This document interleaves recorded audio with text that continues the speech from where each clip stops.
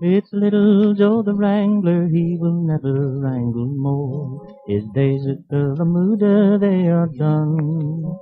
'Twas a year ago, last April, that he joined the outfit here, a little Texas stray and all alone. 'Twas long late in the evening that he rode up to the herd, on a little old brown pony he called Chaw. In his brogan shoes and overalls, a harder-looking kid you never in your whole life ever saw.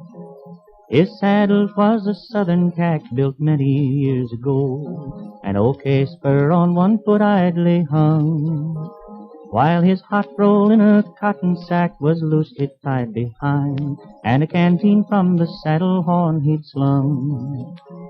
He said he had to leave his home, his daddy'd married twice, and his new ma beat him every day or two. So he saddled up old Chaw one night and lit a shuck this way, thought he'd try to paddle now his own canoe.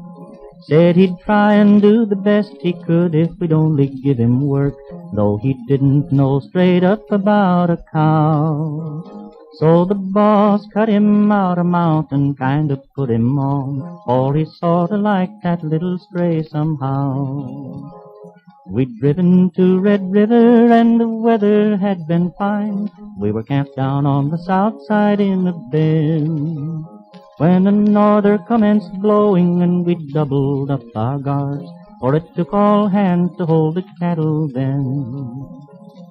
Little Joe the Wrangler was called out with the rest, and scarcely had the kid got to the herd, when the cattle they stampeded like a hailstorm long they flew, and all of us were riding for the lead. Between the streaks of lightning we could see a horse ahead, was little Joe the Wrangler in the lead. He was riding old Blue Rocket with his slicker above his head, trying to check the leaders in their speed. At last we got 'em millin' and kinda quieted down, and the extra guard back to the camp did go. But one of us was missing, and we all knew at a glance, was our little Texas stray, poor Wrangler Joe. Next morning, just at sunup, we found where Rocket fell, down in a washout 20 feet below. Beneath his horse mashed to a pulp, his spurs had rung the knell for our little Texas stray, poor Wrangler Joe.